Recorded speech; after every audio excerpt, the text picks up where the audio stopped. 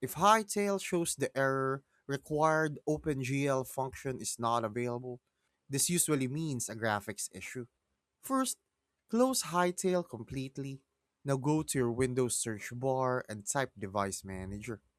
Open it, then expand Display Adapters. Take note of what GPU you're using.